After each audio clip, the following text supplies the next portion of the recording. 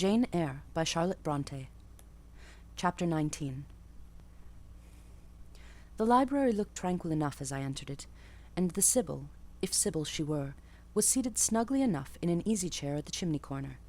She had on a red cloak and a black bonnet, or rather a broad-brimmed gypsy hat tied down with a striped handkerchief under her chin. An extinguished candle stood on the table. She was bending over the fire, and seemed reading in a little black book, like a prayer book, by the light of the blaze. She muttered the words to herself, as most old women do, while she read. She did not desist immediately on my entrance. It appeared she wished to finish a paragraph. I stood on the rug and warmed my hands, which were rather cold with sitting at a distance from the drawing-room fire. I felt now as composed as ever I did in my life. There was nothing indeed in the gypsy's appearance to trouble one's calm. She shut her book and slowly looked up. Her hat brim partially shaded her face, yet I could see, as she raised it, that it was a strange one. It looked all brown and black. Elf locks bristled out from beneath a white band which passed under her chin, and came half over her cheeks, or rather jaws.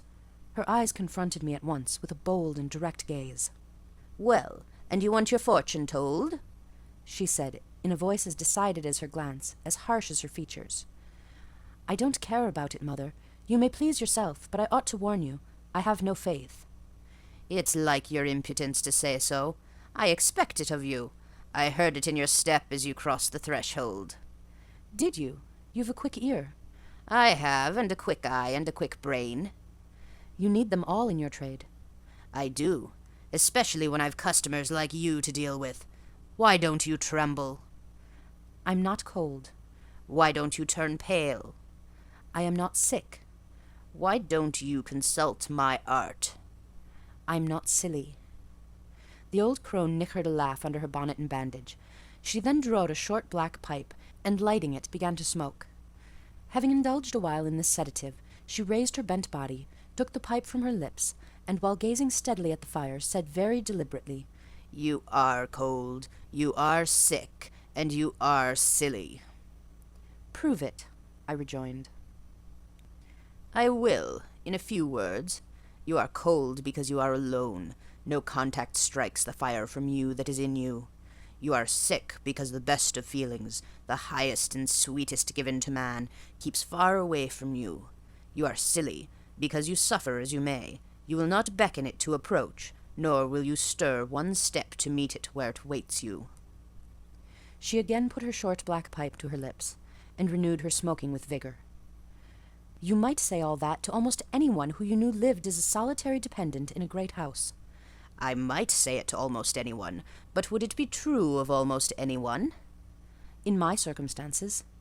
"Yes, just so, in your circumstances, but find me another precisely placed as you are." "It would be easy to find you thousands." "You could scarcely find me one.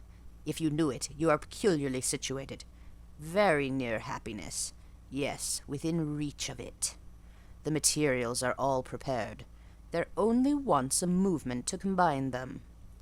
Chance laid them somewhat apart. Let them be once approached, and bliss results."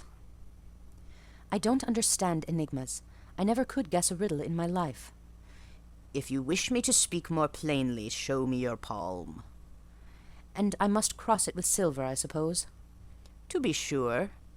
I gave her a shilling. She put it into an old stocking-foot, which she took out of her pocket, and having tied it round and returned it, she told me to hold out my hand. I did. She arched her face to the palm, and pored over it without touching it. "It is too fine," said she. "I can make nothing of such a hand as that, almost without lines. Besides, what is in a palm? Destiny is not written there." "I believe you," said I. "No," she continued. "It is in the face, on the forehead, about the eyes, in the lines of the mouth. Kneel and lift up your head." "Ah, now you are coming to reality," I said as I obeyed her. "I shall begin to put some faith in you presently." I knelt within half a yard of her. She stirred the fire, so that a ripple of light broke from the disturbed coal. The glare, however, as she sat, only threw her face into deeper shadow. Mine it illumined. "I wonder with what feelings you came to me tonight," she said when she had examined me a while. I wonder what thoughts are busy in your heart during all the hours you sit in yonder room with the fine people flitting before you like shapes in a magic lantern. Just as little sympathetic communion passing between you and them as if they were really mere shadows of human forms, and not the actual substance.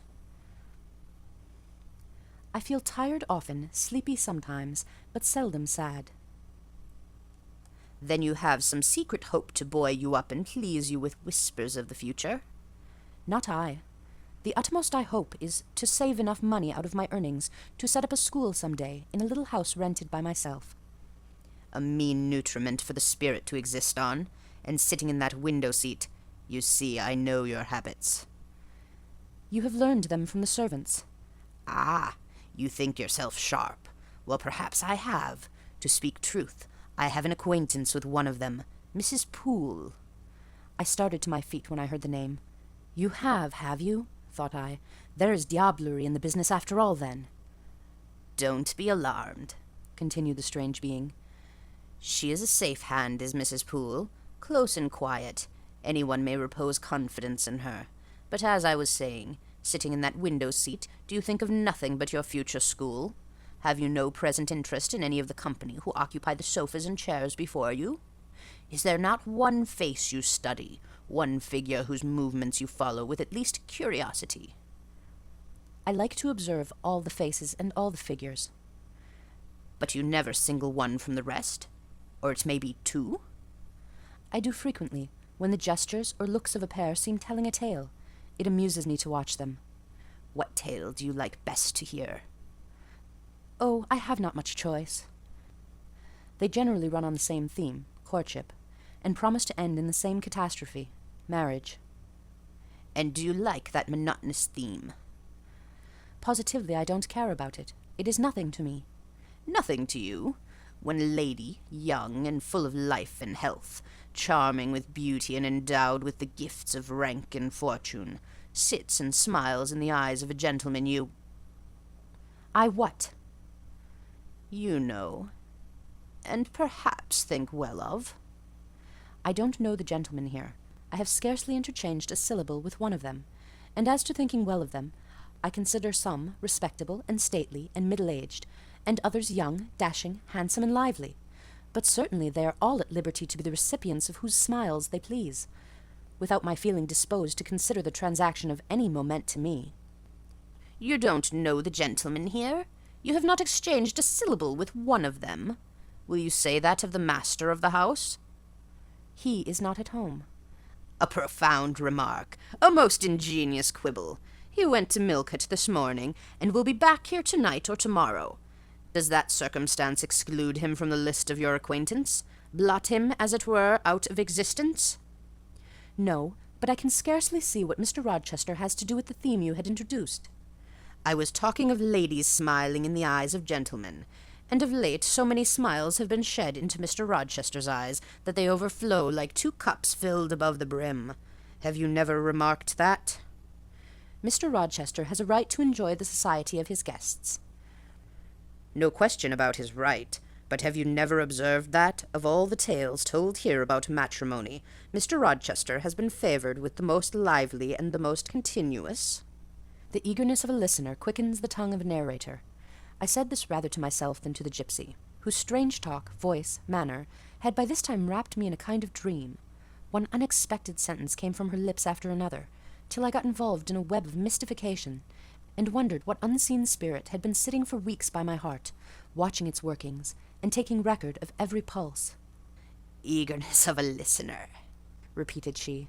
Yes, Mr. Rochester has sat by the hour, his ear inclined to the fascinating lips that took such delight in their task of communicating, and Mr. Rochester was so willing to receive and looked so grateful for the pastime given him. You have noticed this? Grateful? I cannot remember detecting gratitude in his face.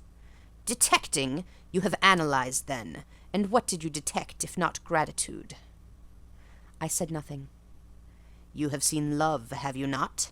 And looking forward, you have seen him married, and beheld his bride happy? Not exactly. Your witch's skill is rather at fault sometimes. What the devil have you seen, then? Never mind. I came here to inquire, not to confess. Is it known that Mr. Rochester is to be married? Yes, and to the beautiful Miss Ingram. Shortly? Appearances would warrant that conclusion, and no doubt, though with an audacity that wants chastising out of you, you seem to question it, they will be a superlatively happy pair.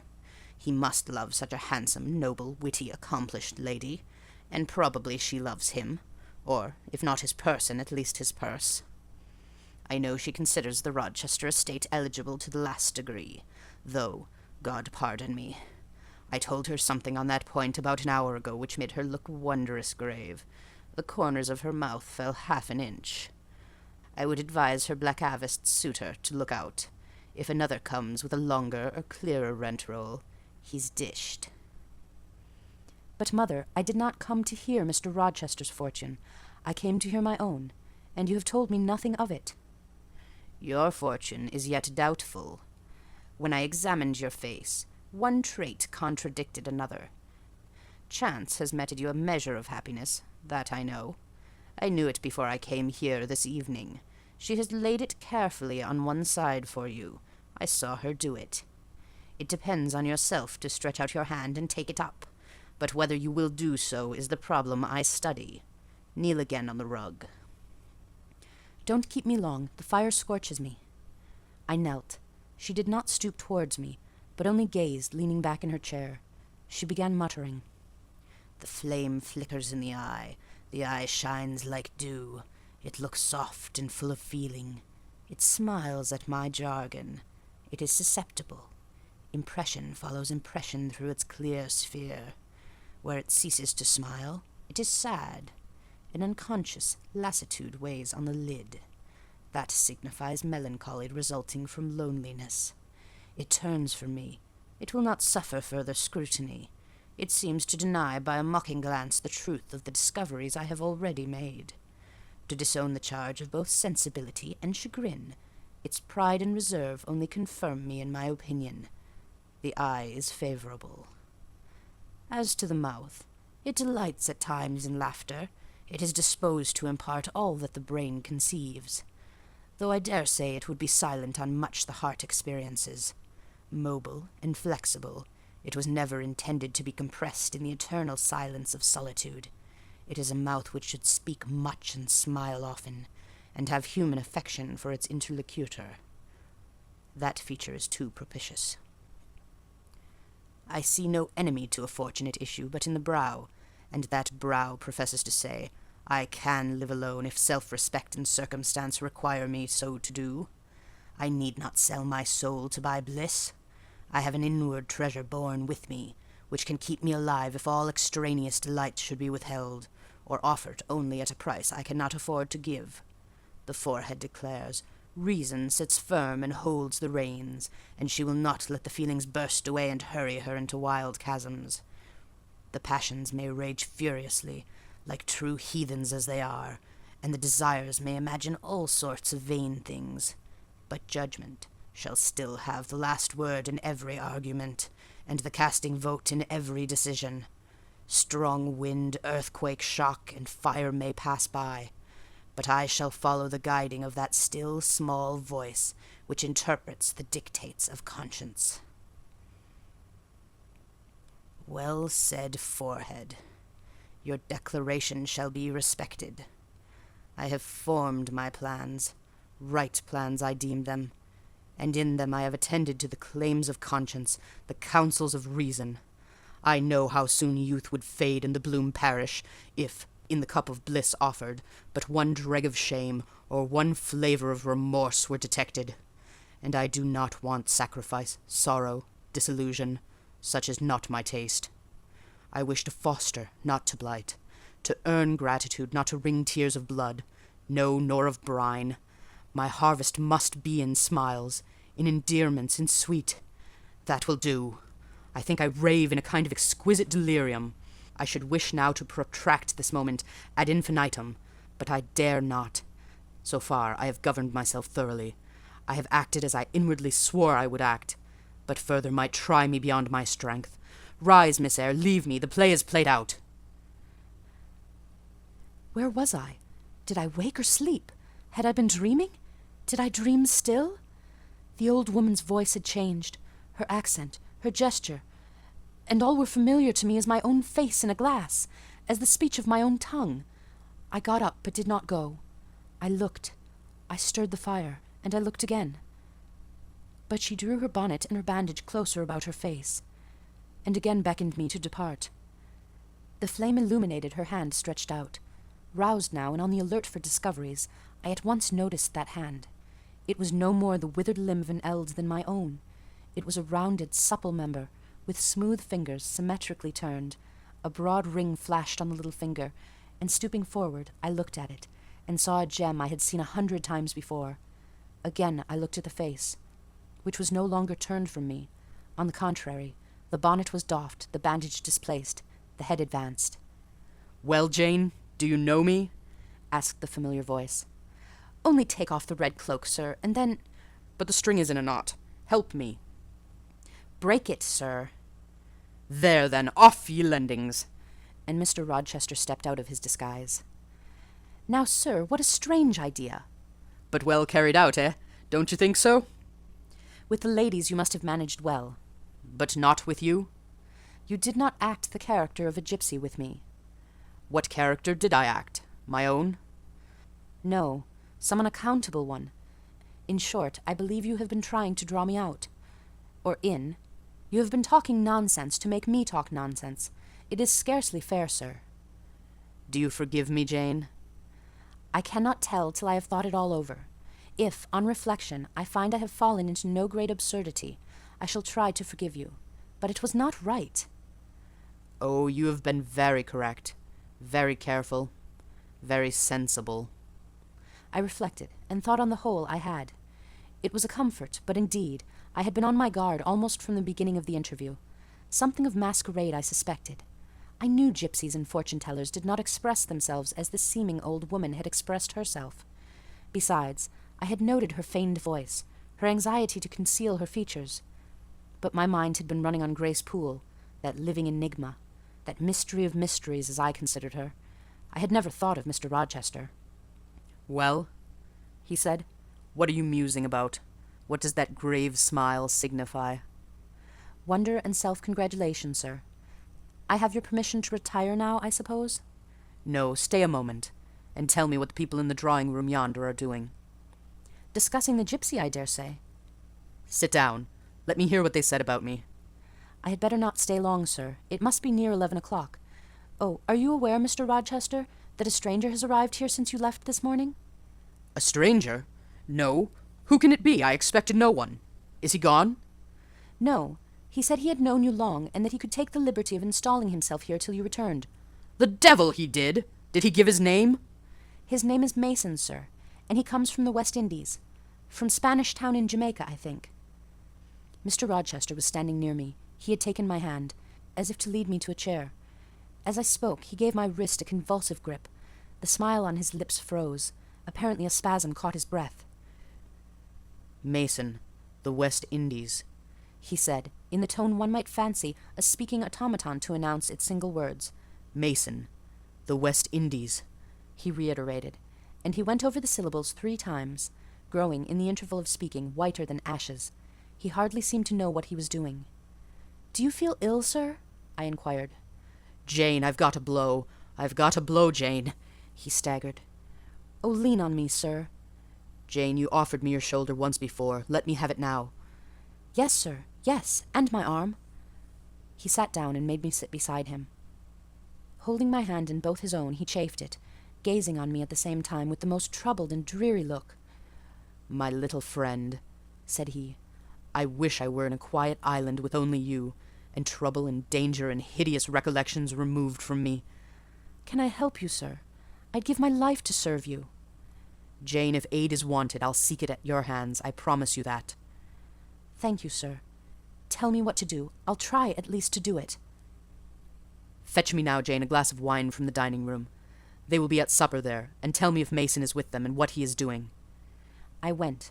I found all the party in the dining-room at supper, as Mr. Rochester had said. They were not seated at table. The supper was arranged on the sideboard. Each had taken what he chose, and then stood about here and there in groups, their plates and glasses in their hands. Everyone seemed in high glee. Laughter and conversation were general and animated. Mr. Mason stood near the fire, talking to Colonel and Mrs. Dent, and appeared as merry as any of them. I filled a wine-glass. I saw Miss Ingram watch me frowningly as I did so. She thought I was taking a liberty, I dare say. And I returned to the library. Mr. Rochester's extreme pallor had disappeared, and he looked once more firm and stern. He took the glass from my hand. "Here is to your health, ministrant spirit," he said. He swallowed the contents and returned it to me. "What are they doing, Jane?" "Laughing and talking, sir." "They don't look grave and mysterious, as if they had heard something strange." "Not at all. They are full of jests and gaiety." "And Mason?" "He was laughing too." "If all these people came in a body and spat at me, what would you do, Jane?" "Turn them out of the room, sir, if I could." He half smiled. "But if I were to go to them, and they only looked at me coldly, and whispered sneeringly amongst each other, and then dropped off and left me one by one, what then? Would you go with them?" "I rather think not, sir. I should have more pleasure in staying with you." "To comfort me?" "Yes, sir, to comfort you, as well as I could." "And if they laid you under a ban for adhering to me?" "I probably should know nothing about their ban, and if I did, I should care nothing about it." "Then you could dare censure for my sake?" "I could dare it for the sake of any friend who deserved my adherence, as you, I am sure, do." "Go back now into the room. Step quietly up to Mason and whisper in his ear that Mr. Rochester has come and wishes to see him. Show him in here, and then leave me." "Yes, sir." I did his behest. The company all stared at me as I passed straight among them. I sought Mr. Mason, delivered the message, and preceded him from the room. I ushered him into the library, and then I went upstairs. At a late hour, after I had been in bed some time, I heard the visitors repair to their chambers. I distinguished Mr. Rochester's voice, and heard him say, "This way, Mason. This is your room." He spoke cheerfully. The gay tones set my heart at ease. I was soon asleep. End of chapter 19.